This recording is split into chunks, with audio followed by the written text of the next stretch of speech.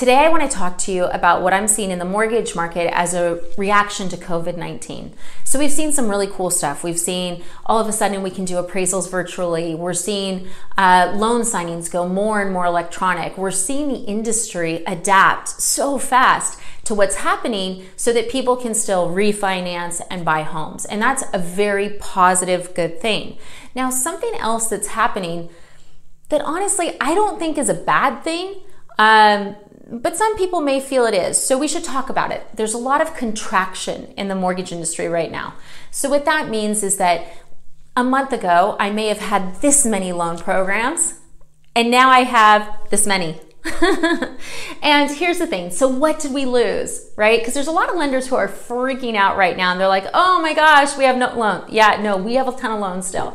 It's just stuff like, you know, you don't want to show us your tax returns, but you want $1 million house. Yeah, that's gone. For sure, that's gone. Your debt to income's 55%. That's gone. Of course it's gone. It never should have existed.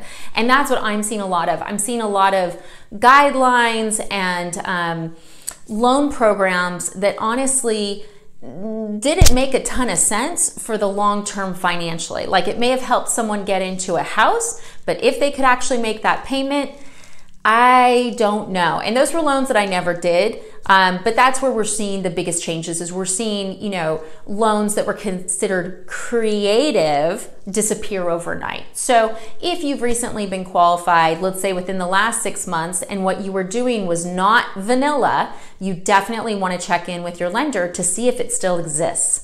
Because beyond that, we are also seeing in certain circumstances, you know, some loan programs which actually were pretty good have disappeared. And that would be jumbo with 10% down. We're not seeing a ton of those. Jumbo 15%. Those are, you know, we're seeing a contraction back to being conservative with financing.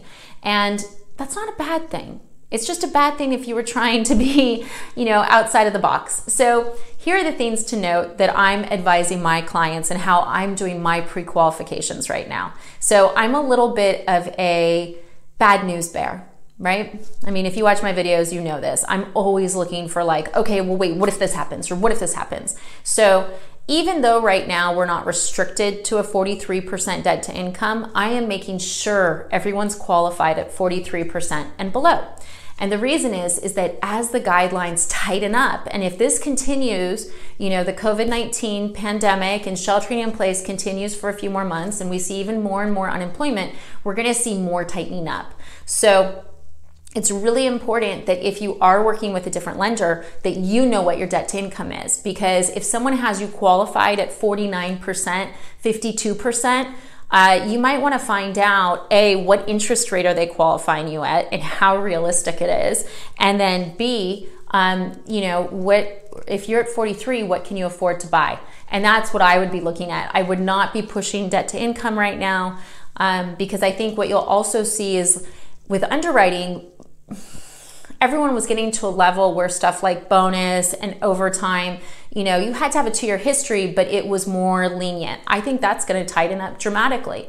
I also think we're going to see people with less overtime, with less bonuses. I think there's a lot of companies that will not be doing any bonuses. I'm already seeing industries where people are getting their salaries whacked 20%. So what you have to keep in mind is that lenders are watching this, and it's not because we want to make your life difficult or we want to make your life horrible or we're mean. It's just because literally we have to be able to show you can repay your mortgage, and we want you to be able to keep your house. So there is that contraction happening right now. Key themes, check in with your lender.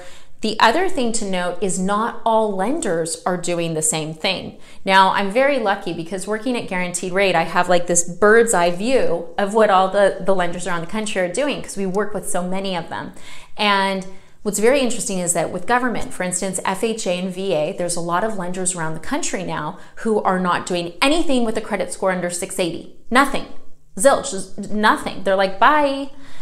We still are. Yes, we are still going down to 620. Are we going to 580 anymore? No, but we will do to 620, okay? So it's important to know that if you talk to one lender and they say, nope, can't be done, it's impossible, maybe check with another lender to see. Now, if your credit score is 500, if it's 560, if you have a BK from last year, or if you have a foreclosure from last week, yeah, there's not loan programs that exist for those scenarios right now. So it's important to watch out for people who are saying they can do that stuff, because most of it disappeared within the last 2 weeks.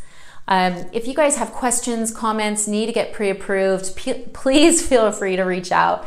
My whole job is watching guidelines, locking rates, and structuring loans. So I'm really on top of this stuff. And I'm licensed in over 32 states now. So please feel free to reach out. If you're already pre-approved with another lender, check in with them. Find out your debt to income, know what your credit score is, and ask them what rate they're qualifying you at. If you're at a 49% debt to income and they're qualifying you at a 3.25% interest rate, I would be very nervous about getting into contract and if that loan will exist by the time you're ready to close. So thanks for watching. I hope this has been helpful, and I hope you're staying safe.